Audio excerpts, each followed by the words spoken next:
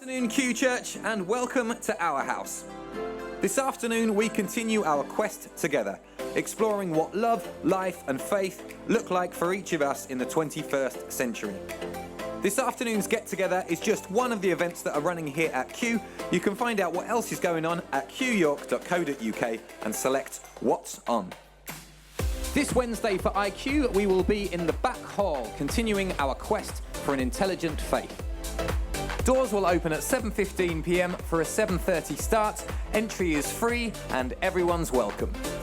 Remember, you can catch up with the latest action from QChurch on qyork.co.uk and click the Media tab, where you'll find links to watch and listen to talks and video players where you can experience the highlights from our Sunday and Wednesday get-togethers.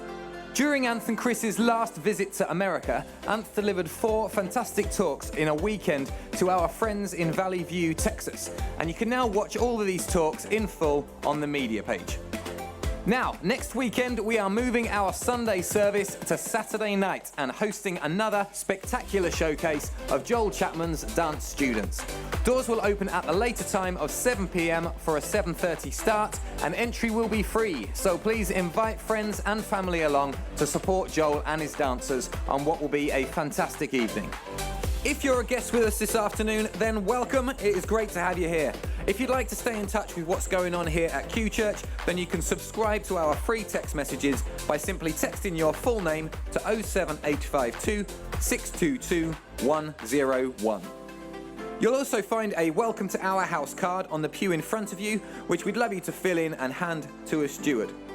Here at QChurch, we believe that we are on a quest to be an ice-breaking community that can equip and support others on a pioneering path of genuine faith. If you'd like to support QChurch, then the best way of doing that is hitting the donate button on our website. Now, as we mentioned last week, the organisation that provides our online donation service has changed. And this means that if you've been giving online in the past, then you'll need to get set up with our new service. Just click donate on qyork.co.uk and follow the instructions on screen. Now, if you need a hand with all this newfangled technology, then Jenny Flintoft is here to help.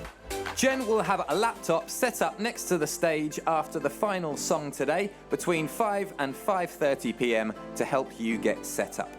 Giving online really cuts down the admin time of dealing with donations, so if you'd like to support Q, then this really is the ideal solution.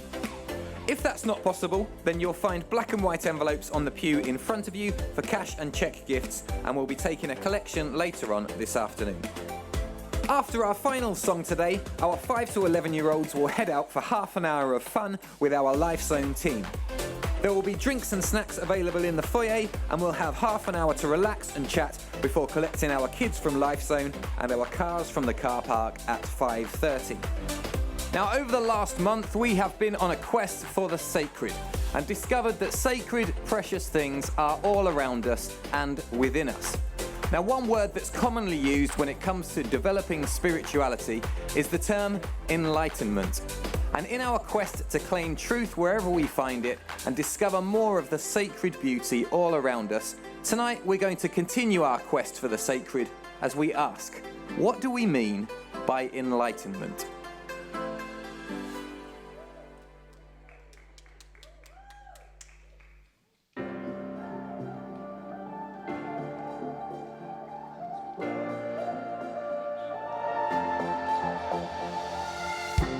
When night has fallen, when fear is coming, still you're calling me. When faith is lost and my hope exhausted, you will be my strength. When my mind says I'm not good enough, God, you're enough for me. I've decided I'm not giving up, 'cause you won't give up on me. You won't give up on me. Your love is holding on and it won't let go. I feel it breaking out, I can't let go. Your love is holding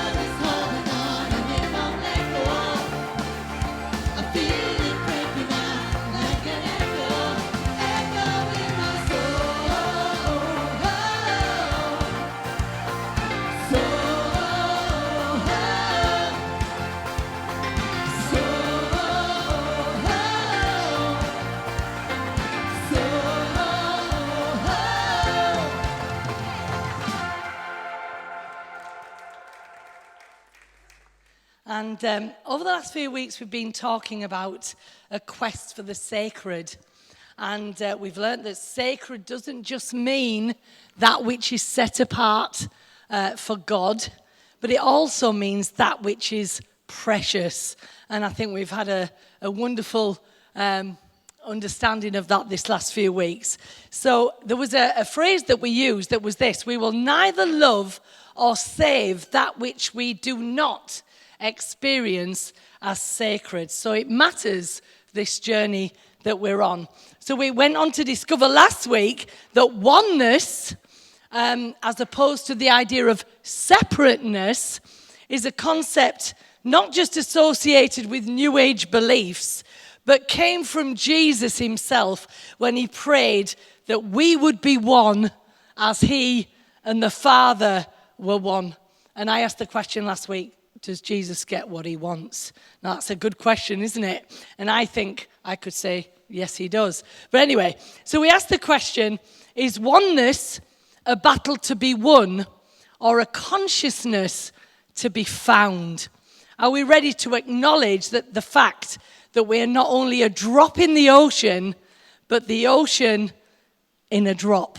That's quite massive, isn't it? And it's a powerful thought. Like the Lion King, do we see God in our reflection?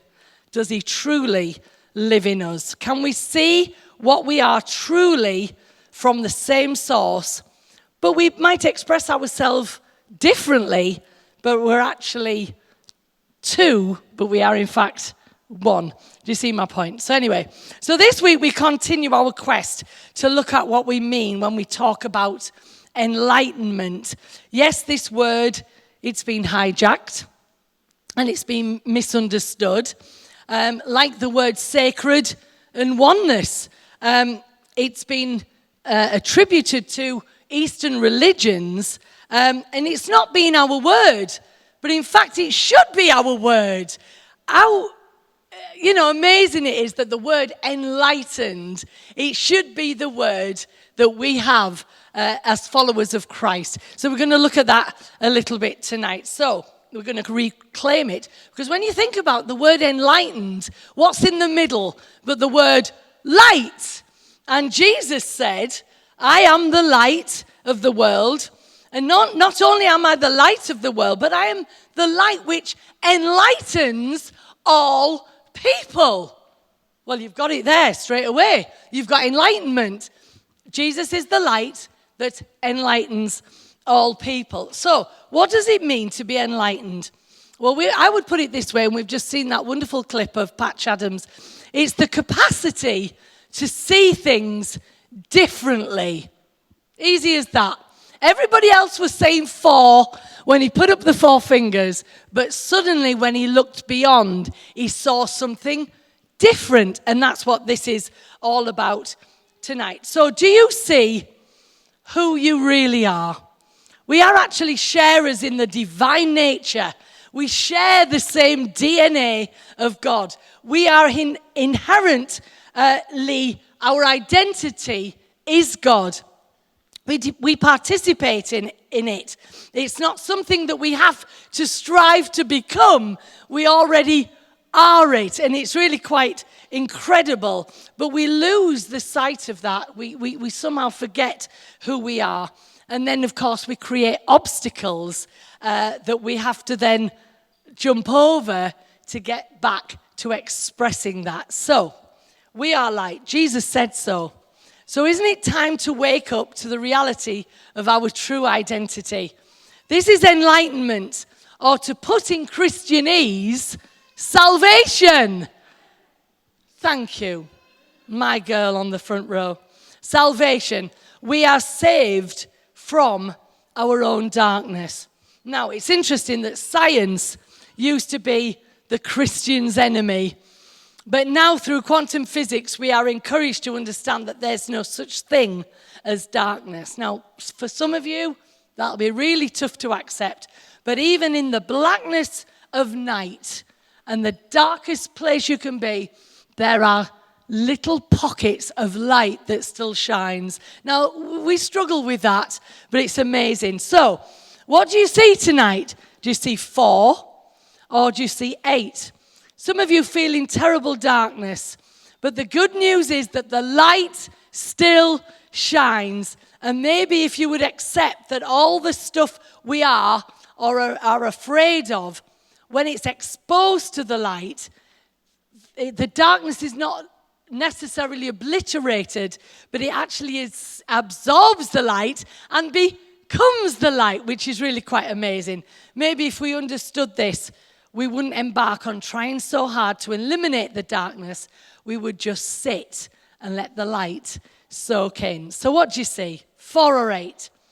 A dark, scary world or a Christ-soaked earth? Amazing. In this next clip, please don't be freaked out. But it's a lesson to be learned. That's if it works. I don't know. Is it going to work? Yeah. Don't be freaked out. But it's a lesson to be learned in that those things which we fear and struggle with, there is still light. Awesome.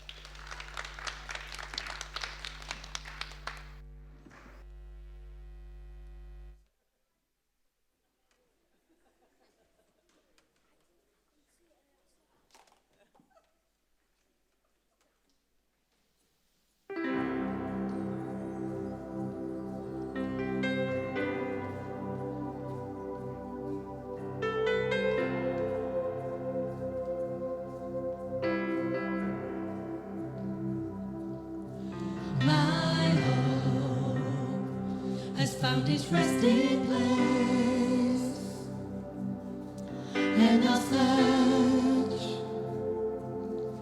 no more. My hope has found its resting place, and I'll search no more. Even the darkness is light to you. Even the darkness is light to you. It's hard to believe it, but you say that it's true. Even the darkness is light to you.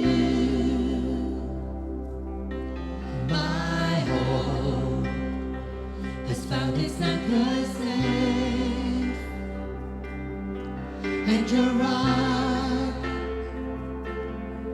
it holds.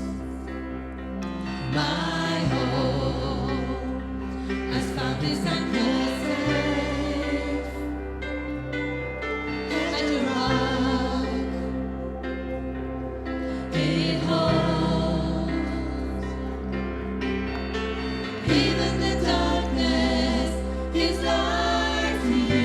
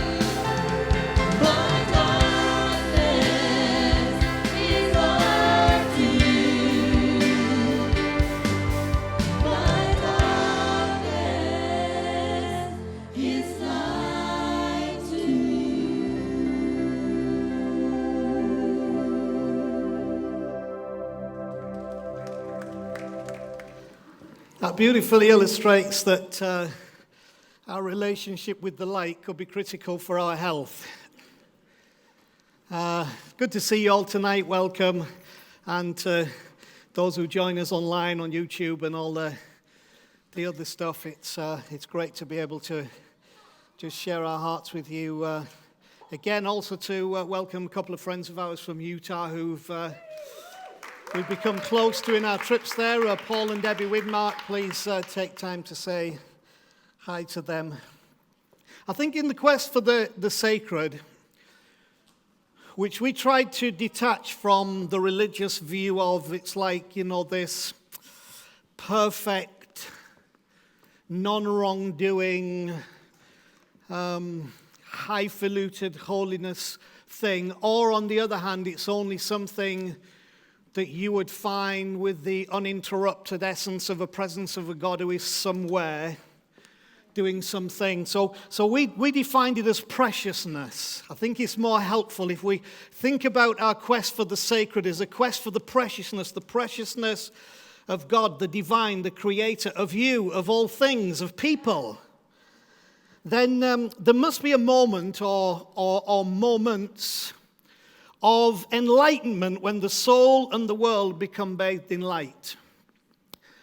And invariably those moments become transformational, and there are numerous stories both inside and outside the church community of this happening, of this endeavor. And the truth is that in Scripture throughout the Bible, it's a perpetual occurrence right from the very beginning. What was the first thing that happened? In the beginning, God said, "Let there be light." It was a move immediately to say that enlightenment is the key to all things. And incidentally, just by the by, if you are at all a student of the Bible and have read Genesis 1 and the creation story that is in there, you'll see that sun, moon, and stars are not made until what is allocated as day 4 of the narrative of creation, which means that whatever this light was and whatever this light is has got nothing to do with sun, moon, and stars. It's got nothing to do with light bulbs, in electric sockets. It's to do with something else. It's an enlightenment that touches the soul and the world that is more than just what we might see as the obvious. And, I wrote this: light is a present reality. And enlightenment is a lived experience. Light is how you see. Enlightenment is what you see. So the issue is not just how you see, the issue is what you see. Just like Patch Adams, just like the moth's understanding of how it should relate to the light proved to be somewhat defective in the context of its well-being. So this whole context is extremely important. Light is how you see, but enlightenment is what you see. So even in the creation story we've talked about, then there are other stories. One I wanted to talk about last week, but it wasn't my shot to be there. A guy called Jacob's in the middle of the desert, and he believes in a dream. He sees heaven open, and he sees angels ascending and descending, which means whatever's going on is already in the earth, because this spiritual thing was going from the earth up and down. And my point is this, that Jacob in that point, he thought he'd found the house of God. So he called it Beth-El, which means house of God, because he thought somehow in that spot at that time, because he had a moment of enlightenment, that must be where God lives. Well, the truth is that's not where God lives, because where God lives is wherever Jacob lived. And the enlightenment that touched his soul made him believe in that moment that this was the very house of God. This is where God lives. When enlightenment hits you, you will swear that where you are in this very moment is where God lives. And that's the wonder of it. And there's other stuff, of course. Isaiah prophesied about the coming of Jesus, that those in darkness have seen a great light. And even the greatest contributor to the New Testament, the Apostle Paul, his journey started when he was called Saul, and he saw a great light and fell off his horse and didn't break anything, thankfully. But it was a moment of enlightenment and transformation. But we also need to understand this, you see, that enlightenment doesn't come by staring at the light. Here's my perceived problem of how I perceived what I was being asked to do in the journey of spirituality that in our context was evangelical Pentecostal. I was being asked to stare at the light being Jesus, the light being God, and it was kind of somehow, it was never said in these words, but it was, you got to stare at the light. That's all it. Now, how many of you have ever stared at the sun or stared at a bright light? And then when you look at the world around you, what happens? Suddenly you have, that blob that you get in the middle. And the worst thing is, if you do that and you're with somebody, you can't see their face. So they become a faceless being in the context of life because you stared at the light. Let me tell you something. What religion does, it turns people into faceless beings because it teaches us to stare at the light. And then we don't see people as people. We don't see lives as lives. We don't see hearts as hearts because we stared at the light. You see, the issue is enlightenment doesn't come by staring at the light. Light is not something you stare at, but that by which you see all things. So I don't get up on a morning and think, oh, the sun is critical to the life of the world. I'm going to sit in the garden and stare at the sun. Because actually it would blind me to life. But when I let the light be the light and acknowledge that the light is the light and that the light shines everywhere, that which I see all things is enabled by a right relationship to the light. So we're not here today to say, oh, come in and stare at God. No, I think God the Creator is very important, as you will get this as a church. Jesus is important. The Christ is important, but we were never called to stare at the light. We were called to allow the light to allow us to shine so that it becomes that by which we see all things. And then when you see things in the light, it absolutely changes everything. So don't stare at the light source tonight. That's not our objective. But if you'll understand there is a light that lights everyone and everything, and you allow that to illuminate, then maybe tonight you may have that moment that is transformational.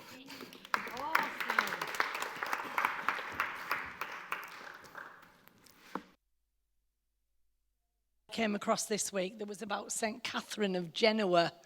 And she was a woman born in 1447, way beyond, our day and time, to an Italian family. But this woman wanted to become a nun like her sister. But at 13 years old, 13, unbelievable, isn't it? She was rejected somehow because they didn't think that she was ready for it. But at 16, she was married off in order to end the feud of two families to a man who wasn't very faithful, who had a violent temper and spent all their money, and her life became a real misery. Now, you might think, why am I telling you this? Have we got the thing up there? My deepest me is God. This woman, who was very devoutly a God follower, would go into church and she would pray. And listen to this prayer. It's absolutely horrendous. She prayed, God, make me be so sick that I cannot be a good wife, because her life was so miserable. Now, what would you make of that? How horrendous. But what happened is incredible. As she was praying this prayer, it says that she was so overwhelmed by the love of God that she could not just contain herself. And it says that she ran down the street. I'd like to think she was naked, but she wasn't. But, it fits the picture, doesn't it? She ran down the street and she was shouting, my deepest me is God. My deepest me is God. And what is so amazing, that when she had this revelation, it was more than just recognizing herself as in her was the deepest me, was God. But to know oneself is to know about everything else. It meant that when she looked at everybody else, their deepest me was also God. the sister that she envied because her sister managed to get into the monastery and be the nun she wanted to be, the husband that she struggled with so terribly, and everything that she struggled with became suddenly understandable because she said, as I look at others, the deepest part of them too is God. And she devoted herself to a life of service to those that were sick. Now you might think, wow, strange story. I've only brought this to you because I feel that at times that you and I, beneath all that we fear, and before we dress ourselves for the day with another mask of who we want to be for the day, and we do violence to ourselves in how we think we need to be for the day, when we convince ourselves that we are not enough, that's the problem.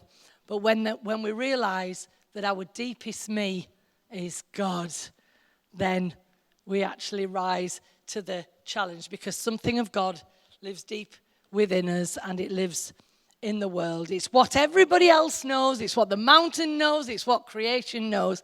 And so the guys are going to come and sing, because there's a song that's from the Rapunzel film. At last I see the light when I found you. Now you might say, who's the you? Now, some of you need an external God. It's fine, no worries, to reach to and say, when I found you, I saw the light.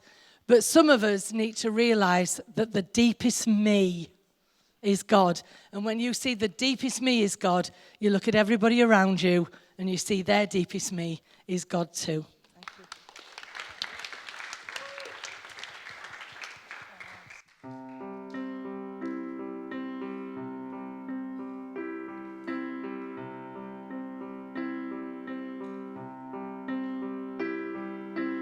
All those days watching from the windows, all those years outside looking in, all that time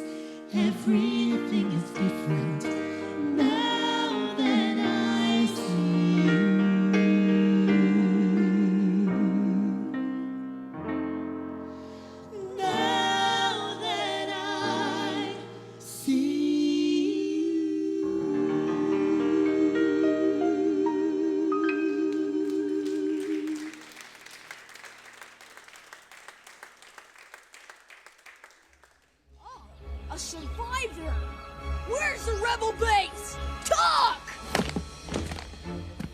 I can see your will is strong. Well, we have ways of making you talk.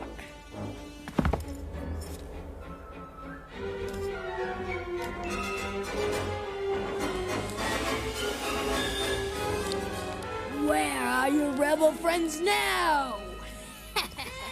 Your Pop-Tarts are ready! All right! Ah!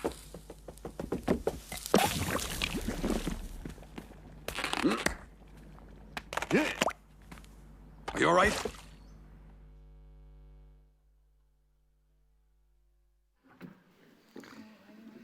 All right, I'll come back to that in a minute. Big thanks to Connie and Joel, and also Danny for the skills they bring to the house, really. One thing I do get, listening to Connie and Joel singing, is this truth that true enlightenment is transformational. So then how you see all things transforms how you see everything. And there are ways to come to that. Some of us came to a genuine experience of that by standing, raising a hand, coming to the front of a church in response to this desire to be enlightened by God and by the grace of the gospel and by the goodness of Jesus. But whenever we come to it, the enlightenment that brings is transformational, that how we see that anything becomes how we see everything when we have that moment of transformation. Jesus said something I just want to read to you from how Peterson wrote it in the Message. He says this: "Your eye is a lamp lighting up your whole body. If you live wide-eyed in wonder and belief, your body fills up with light." Now, I love this, listen. If you live squinty-eyed, your body is a dank cellar. So which is it? Have you got a squinty-eyed view of life? If you have a squinty-eyed view of life, then you cannot be enlightened even though the light is there to enlighten you, because you're too squinty-eyed. So you're living in a dank cellar instead of your whole body being filled up with light. Keep your eyes open, your lamp burning, so you don't get musty and murky. Keep your life as well lighted as your best lighted room. In the absence of light, nothing is visible. I like one of the things as we've been talking about the Christ. Nothing is made up of two words. No thing.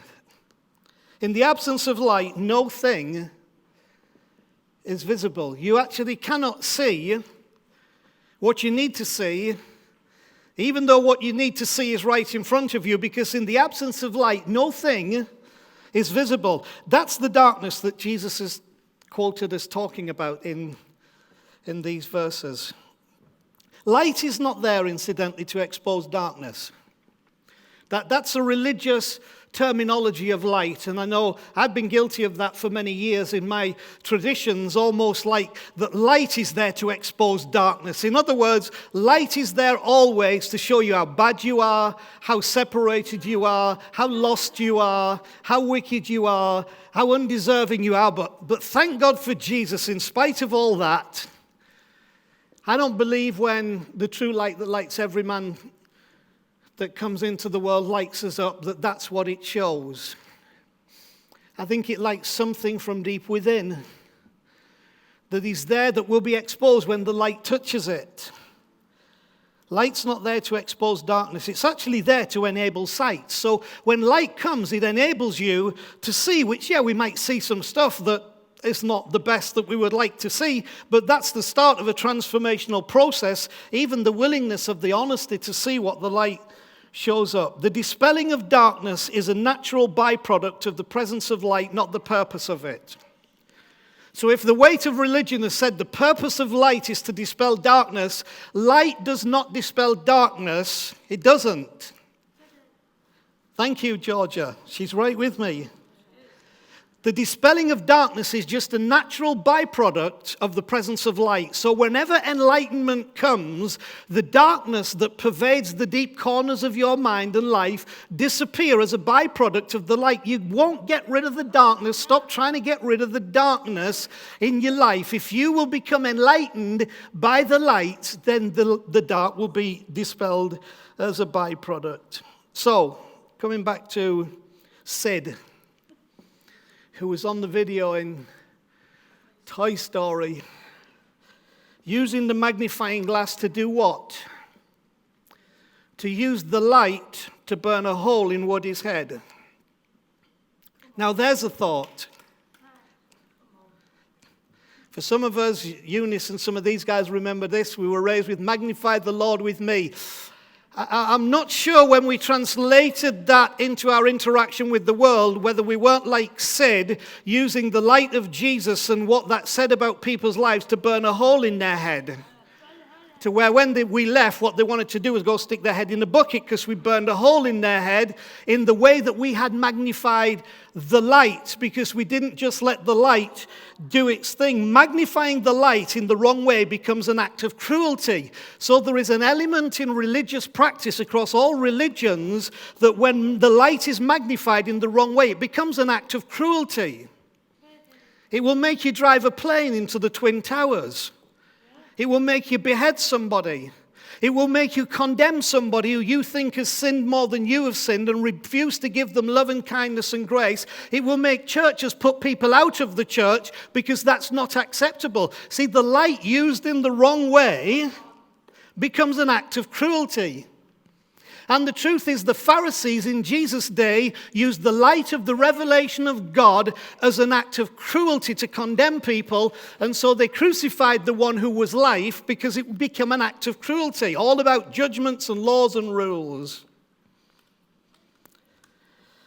Magnifying the light should become the means of communicating enlightenment, not an act of cruelty. Anything and anything exposed to the light becomes illuminated itself. And then when it's illuminated itself, being enlightened, it becomes the light itself. Jesus said, I am the light of the world. And then lo and behold, he said, you are the light of the world. Now, which is it? I am the light of the world, or you are the light of the world? The answer is yes. The answer is yes. That when you are enlightened by the true light, the light within you becomes light that shines from you, and then you don't stare in the mirror at the light of your life or Facebook, this is my light. You let that light illuminate around you, and think about it. If Jesus was the light that lights every man who came into the world, and we get enlightened with the truth about his presence and the sacredness of his preciousness and our preciousness in the world, how light would the world become? How light will your home become? How light will your family or your work become? True enlightenment is consciousness to be found. And the whole issue of the good news is for that consciousness to be found. There is a light, but here's when you won't see it. If you're squinty-eyed,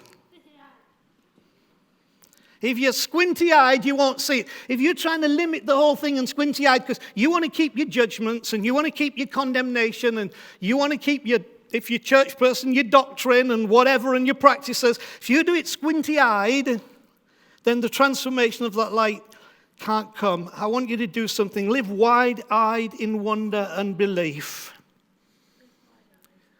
And your body will be filled with light.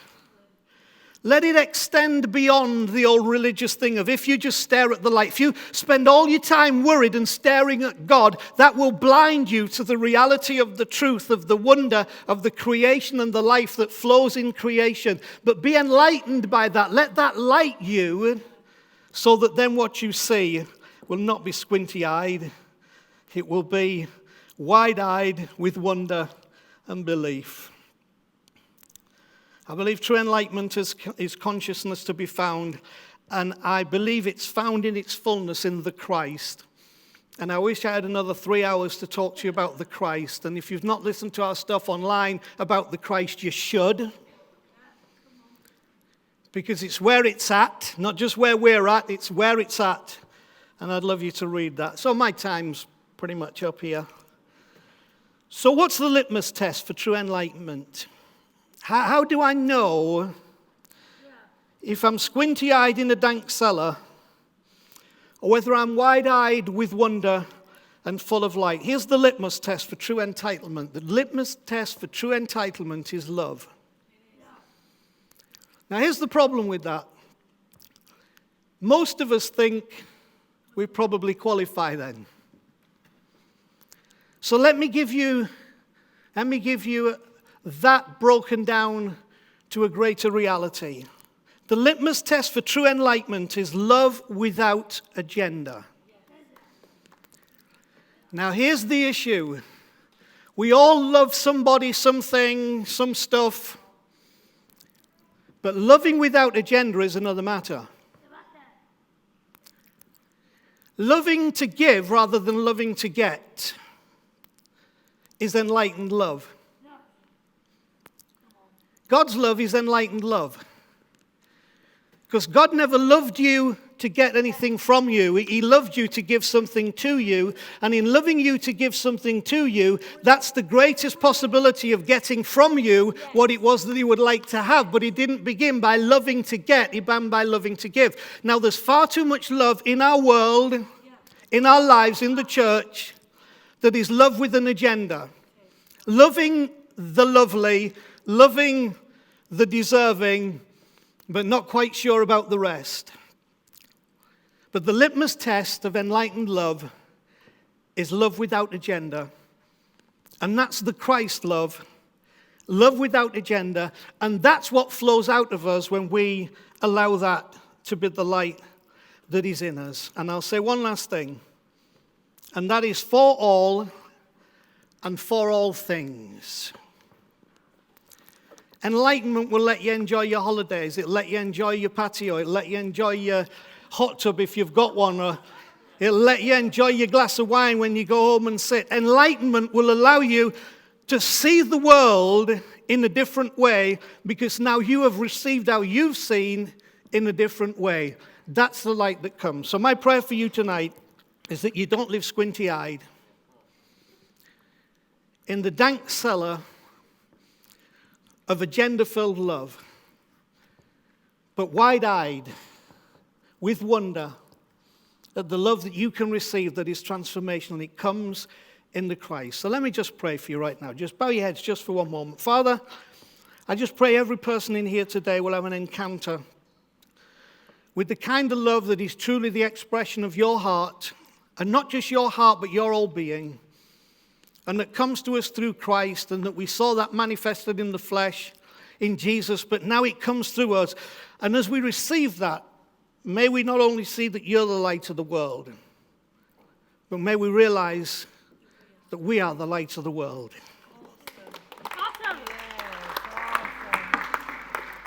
I wonder if just for a few minutes you just want to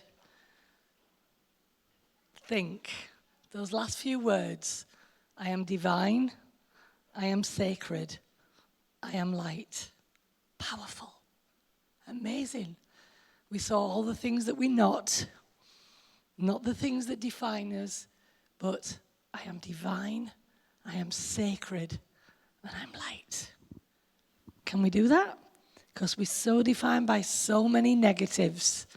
If we can actually get to a place where we recognize that oneness that we have, that incredible understanding of what the light has shone in our lives, it will make a complete difference. So guys, come on up. We're going to just sing a song to end with, but I want you to go away thinking, from this point onwards, I am not going to define myself by those things which are negatives, but I'm going to say I am sacred, I am divine, and I am light. I must admit that the other day I was in the car and I shouted out, yay, go, go, yay. I was in the car the other day going up to Monk's Cross. Hang on a minute, I'll talk to you later, you're all right. I was going up to Monk's Cross And I was really impressed in my spirit with that thing from Catherine of Genoa. And it was this: my deepest me is God. My deepest me is God. My deepest me is God. And I'm driving, I'm saying, my deepest me is God. My deepest me is God. Now, you might think I'm crazy, and I'm happy to be identified as crazy, but something got me. My deepest me is God. That's enlightenment. I am sacred. I am divine. I am light. And if you can get that, just let it get in your spirit.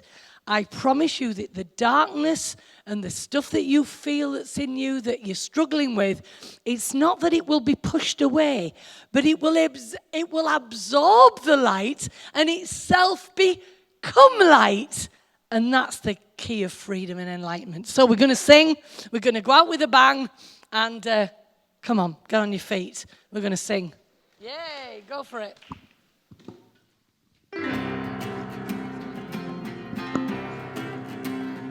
I was blind, now I can see. You made a believer out of me. I was blind, and now I see. You made a believer out of me. I'm moving on up now, getting out of the darkness. My light shines, oh, my light shines on. My light shines, I was lost, and now I'm found. I believe in you. I got no bounds. I was lost, and now I'm found. I believe in you. I got no bounds. I'm moving on up now, getting out of the darkness. My light shines, oh, my light shines, oh, my light shines, oh, my light shines, oh, my light shines,